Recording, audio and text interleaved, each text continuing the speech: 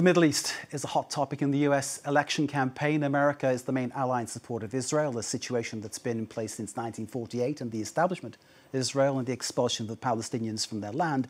The war that broke out on October the 7th last year has seen over 41,000 Palestinians killed. This, of course, followed the death of 1,200 Israelis slaughtered in a cross-border raid by Hamas. Arab Americans are looking for a different tone from the presidential candidates. Kethevane Gorjestani joins us. Kethevane, of course, our international affairs editor. Great to see you. Tell us about the US response to what is happening.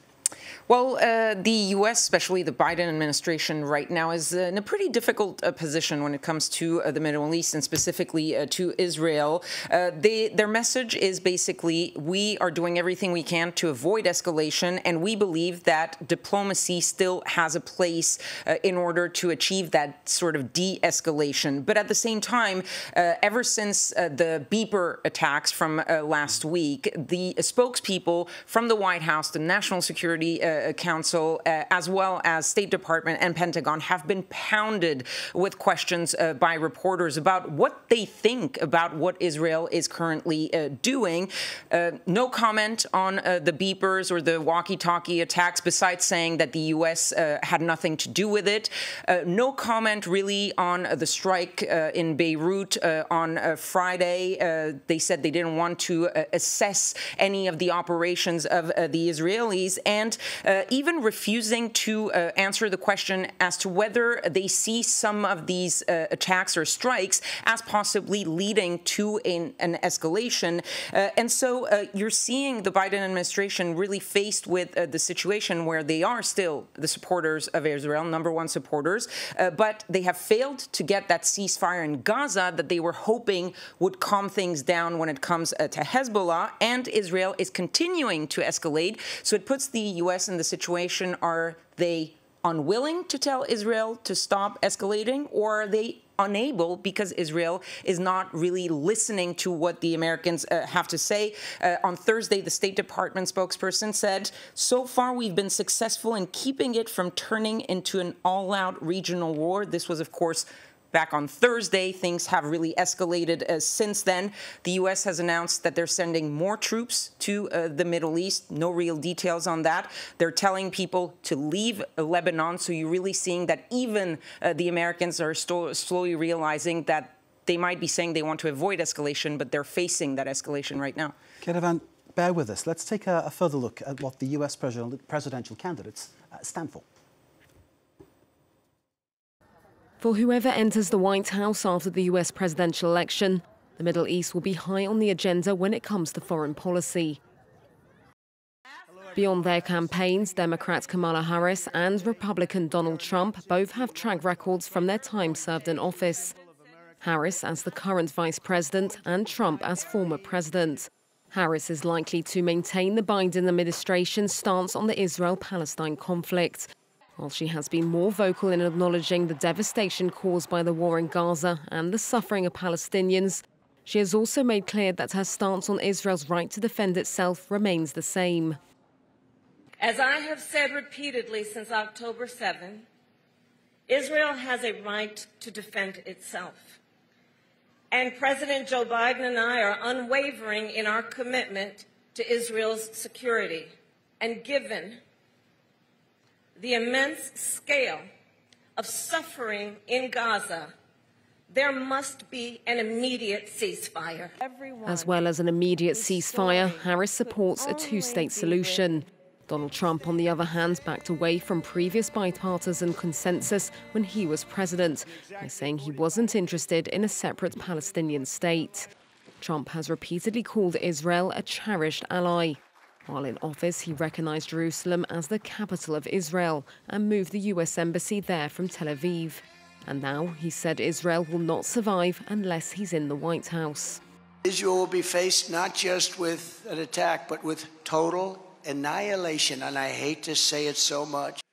The Middle East and other foreign policy questions come far behind domestic issues when it comes to shaping most voters' choices. But the rest of the world is watching what the two candidates say very closely. While some experts suggest that the Israel-Palestine conflict might impact outcomes in key swing states. Kethevane, this is a massive issue in the campaign. How is it playing out? Well, it is interesting because it's a massive issue in the campaign when it comes to the candidates. It's not necessarily top of mind for a majority of American voters because foreign policy is not usually top of mind. But it does put the two candidates in very different positions. For Donald Trump, he's not really trying to get Arab votes, Muslim votes. He's trying to get those Jewish American votes. And they have traditionally voted for the Democrats. So when you see him saying that under Kamala Harris, there's going to be total annihilation of the state of Israel, that's where he's going. He's accusing Kamala Harris of pandering to the supporters of Hamas. He's said that she hates Israel. He's also been pointing the finger at those Jewish Americans who vote for the Democrats, saying that they are fools, that if they vote for Democrats, they should have their heads examined, and even saying recently in the past few days that if he loses, it would be in large part because of those Jewish Americans who vote for the Democrats. So for him, the question of the Middle East and especially Israel is a way to attack the Democrats. For Kamala Harris, it's a much more difficult position because, as I said, traditionally Jewish Americans tend to vote for the Democrats. So she wants to hold on to that group of voters. But at the same time, you're seeing a growing resentment from the Muslim American voters who have, especially under Joe Biden, expressed really their disgust at how he has handled the situation in Gaza, and that has transferred in large part to Kamala Harris, who is facing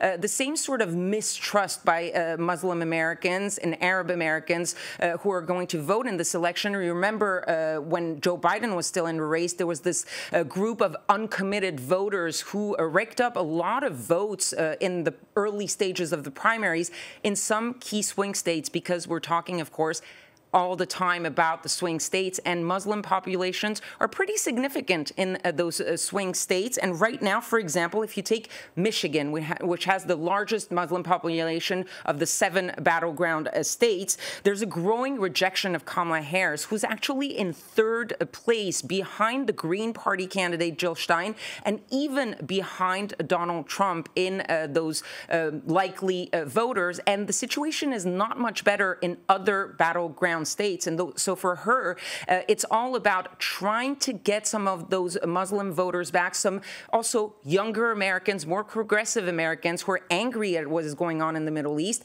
while not losing the Jewish American vote at the same time, because, of course, it all comes down to those battleground states, and Michigan is one of those states. Kethevane Gorjestani, as always, thank you very much indeed. We continue, of course, to bring you all developments on the campaign trail from the US.